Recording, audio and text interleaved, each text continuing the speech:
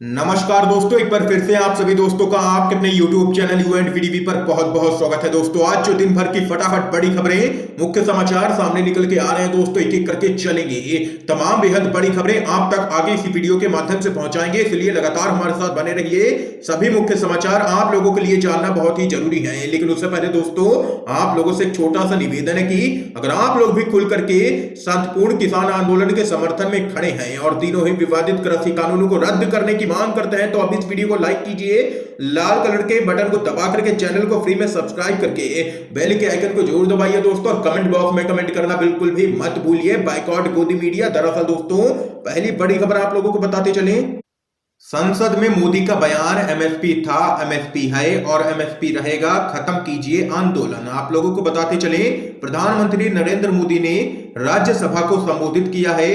कृषि कानूनों के मसले पर जारी आंदोलन को लेकर के पीएम मोदी ने अपने संबोधन में कहा है कि एमएसपी था, है और रहेगा। ऐसे में किसानों को आंदोलन खत्म करना चाहिए और चर्चा जारी रखनी चाहिए।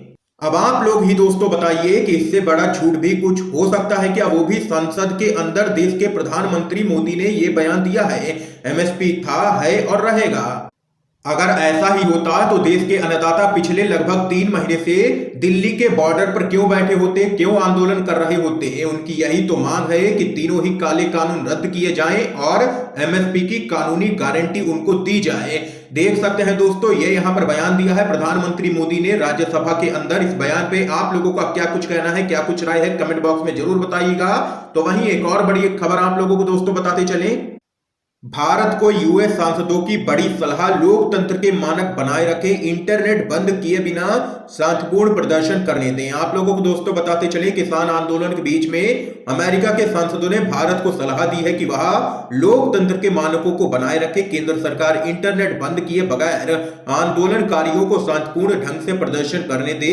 आप लोगों को बताते चले यूएस डेमोक्रेटिक कांग्रेसी नेता और कांग्रेशनल इंडिया कॉक्स में उपाध्यक्ष ब्रैड शारमैन ने कहा कि मैंने भारत सरकार से अपील की है कि वह लोकतंत्र के मानकों को बरकरार रखे और प्रदर्शनकारियों को शांति के साथ प्रदर्शन करने दिया जाए, उन्हें और पत्रकारों को इंटरनेट की सुविधा मिले। भारत के सभी दोस्त उम्मीद करते हैं कि सभी पक्ष जल्द ही किसी सहमति पर पहुंचेंगे।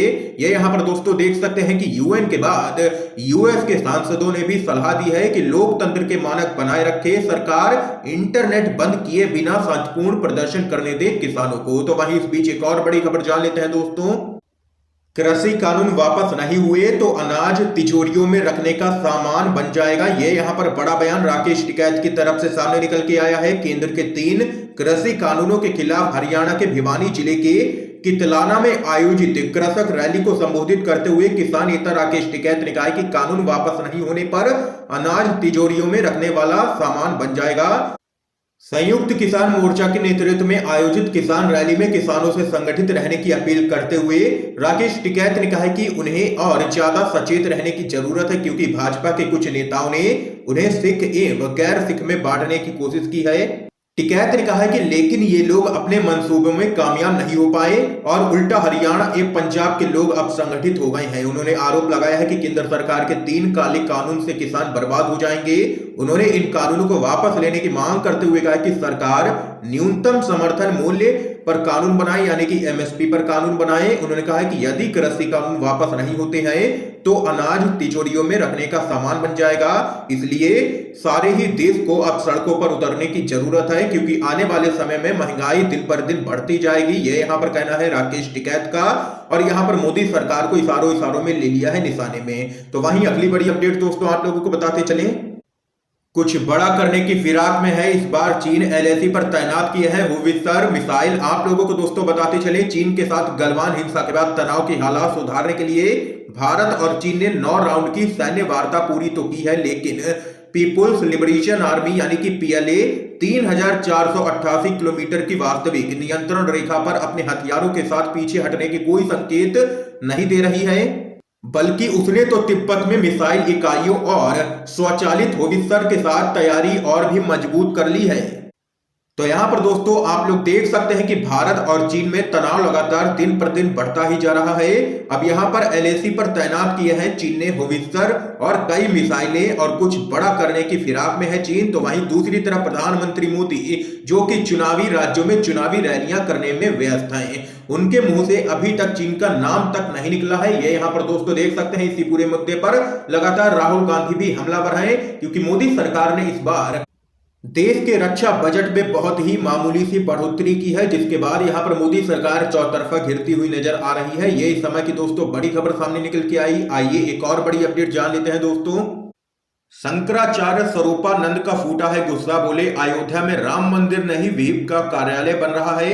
आप लोगों को बताते चले, स्वामी स्वरूपानंद सरस्वती माघ मेले में मौनी अमावस्या स्नान के लिए प्रयागराज पहुंचे। आप लोगों को बताते चले, उन्होंने कहा है कि अयोध्या में भगवान श्री राम का मंदिर नहीं बन रहा है, बल्कि आने वाले दिनों में वहां विश्व हिंदू परिषद का कार्यालय बनेगा। मंदिर वो बनाते हैं जो राम को मानते हैं, उन्हें आराध्य मानते हैं। उन्होंने आगे कहा है कि भगवान पहल लेने से मात्र से कोई भी सनातन धर्म का नहीं हो जाता है। तो वहीं किसान आंदोलन पर शंकराचार्य ने कहा है कि सरकार को इसका तत्काल हल निकालना चाहिए। किसानों का पानी रोका जा रहा है, यह आखिर कैसी सरकार है। नोटबंदी, किसान बिल लाकर के सरकार केवल एक पक्षीय निर्णय दे रही है। लोकतंत्र में लोग के निर्णय को राजा सुनता है, आज राजा का निर्णय लोग को मानना पड़ रहा है। आखिर ये कैसी सरकार है, ये यहाँ पर देख सकते हैं। बड़ा बयान सामने निकल के आया है और बीजेपी सरकार पर फूटा है गुस्सा शंकराचार्य स्वरूपानंद का। तो वहीं एक और बड़ी खबर आप लोगों को बताते चले, राजस्थान से दोस्तों बड़ी खबर सामने निकल के आ रही है। निकाय के रण में कांग्रेस ने मारी है बाजी, 48 बोर्ड पर किया है कब्जा, तो वहीं 37 पर बीजेपी ने। आप लोगों को बताते चले, राजस्थान के 90 नगर निकायों में निकाय प्रमुख चुन लिए गए हैं। इन निकाय प्रमुख के चुनाव में एक बार फिर से बाजी कांग्रेस ने मारी है।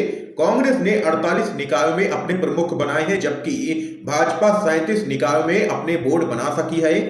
तो वहीं दोस्तों एक और बड़ी अपडेट आप लोगों को बताते चले, राहुल गांधी का सरकार पर निशाना, बोले ना जवान ना किसान, मोदी सरकार के लिए 3 से 4 उद्योगपति मित्र ही भगवान। आप लोगों को दोस्तों बताते चले, कांग्रेस के पूर्व अध्यक्ष और सांसद राहुल गांधी ने केंद्र की मोदी सरकार पर जोरदार हमला बोला है। उन्होंने बजट को लेकर के केंद्र सरकार को निशाने पर लिया है।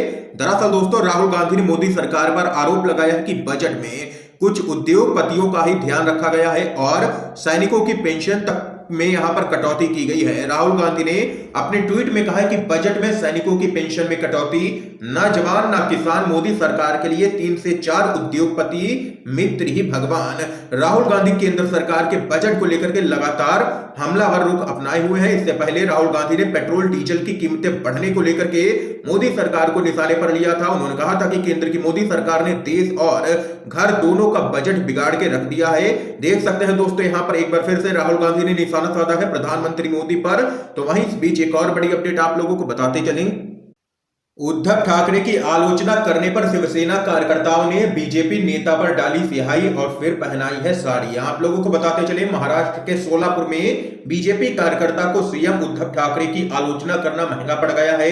शिवसेना के कार्यकर्ताओं ने कथित तौर पर बीजेपी कार्यकर्ता को काली स्याही से नहलाया और फिर जबरन साड़ी पहना करके सड़क पर घुमाया। इतना ही नहीं, जबरदस्त तरीके से पिटाई भी कर दी गई है बीजेपी के कार्यकर्ता की। दरअसल दोस्तों आप लोगों को बताते चले, खबर के अनुसार बीजेपी के कार्यकर्ता ने राज्य के मुख्यमंत्री और शिवसेना के प्रमुख उद्धव ठाकरे की किसी मुद्दे को लेकर के आलोचना कर दी थी, जिसके बाद यहां पर शिवसेना के कार्यकर्ता भड़क गए और जबरदस्त तरीके से पिटाई कर दी है, काली स्याही पोत दी है और यहां पर साड़ी भी पहना दी है बीजेपी के कार्यकर्ता को। तो वहीं अगली बड़ी खबर आप लोगों को दोस्तों बताते चले, असदुद्दीन ओवैसी का मोदी सरकार पर हमला, दिल्ली में नहीं चीन को रोकने के लिए लद्दाख में कीलें लगानी चाहिए थी। आप लोगों को दोस्तों बताते चलें, एआईएम के प्रमुख असदुद्दीन ओवैसी ने प्रधानमंत्री मोदी नीत केंद्र सरकार पर हमला बोलते हुए कहा कि देश की राजधानी में हो रहे किसान आंदोलन को रोकने के लिए दिल्ली में राजमार्ग को खोदने और कीले लगाने के बदले सरकार को यही कदम चीन की आक्रामकता को रोकने के लिए लद्दाख में उठाना चाहिए था। ओवैसी ने प्रधानमंत्री नरेंद्र मोदी से अपील की है कि वह किसानों की मन की बात को सुने। आप लोगों को बताते चले, एक रैली में ओवैसी ने कहा कि अगर आपने लद्दाख में कीले लगाई होती तो चीनी सैनिक भारत में नहीं घुसे होते। आपने लद्दाख में कीले नहीं लगाई जहां भारतीय सेना के 18 जवान शहीद हो गए। अगर आपका सीना 56 इंच का होता तो आप चीन को सबक सिखा चुके होते। उन्होंने कहा है कि मोदी जी ने एक बार भी चीन का नाम तक नहीं लिया। वह सभी लोगों का और सभी चीजों का नाम लेंगे, लेकिन चीन का नहीं नाम लेंगे। ये यहाँ पर दोस्तों देख सकते हैं, ओवैसी ने जोरदार हमला बोला है प्रधानमंत्री मोदी पर। तो वहीं इस बीच एक और बड़ी खबर आप लोगों को बताते चलें। चमोली हादसा, उमा भारती के निशाने पर बीजेपी सरकार, कहा मैंने पावर प्रोजेक्ट के लिए मना किया था। आप लोगों को दोस्तों बताते चले, उत्तराखंड के चमोली ग्लेशियर टूटने से बड़ी तबाही सामने आई है। इस हादसे में 150 लोगों के मारे जाने की आशंका है, जबकि 150 से अधिक लोग अभी तक लापता हैं। मौके पर सेना की टीम लगातार रेस्क्यू कर रही है। इस घटना को लेकर के मध्य प्रदेश की पूर्व मुख्यमंत्री और बीजेपी की नेता उमा भारती ने बीजेपी सरकार को निशाने पर लिया है।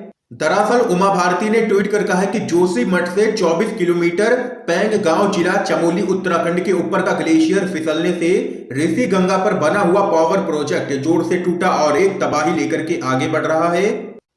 उन्होंने कहा है कि इस संबंध में जब मैं मंत्री थी तब अपने मंत्रालय की तरफ से हिमालय उत्तराखंड के बांधों के बारे में जो एफिडेविट दिया था उसमें यही आग्रह किया था कि हिमालय एक बहुत ही संवेदनशील स्थान है, इसलिए गंगा और उसकी मुख्य सहायक नदियों पर पावर प्रोजेक्ट नहीं बनने चाहिए। लेकिन सरकार ने इसे नजरअंदाज कर दिया और यहां पर देख सकते हैं कि बीजेपी की ही नेता ने अपनी ही सरकार को ले लिया है निशाने पर। एक और बड़ी खबर दोस्तों जान लेते हैं। किसान आंदोलन को तेज करने के लिए आज सोनीपत में बनेगी रणनीति, लंबे संघर्ष का आह्वान। आप लोगों को दोस्तों बताते चले, चक्का जाम के बाद आगे की रणनीति बनाने के लिए किसान संगठनों की आज सोनीपत में बैठक होगी, जिसमें सरकार पर दबाव बनाने और आंदोलन को तेज करने की रणनीति बनाई जाएगी। तो वहीं इसके साथ ही पूरे देश में एक साथ आंदोलन खड़ा करने पर विचार विमर्श किया जाएगा। आप लोगों को आगे बताते चले, चक्का जाम ने किसान आंदोलन में एक नई झांसी डाल दी है।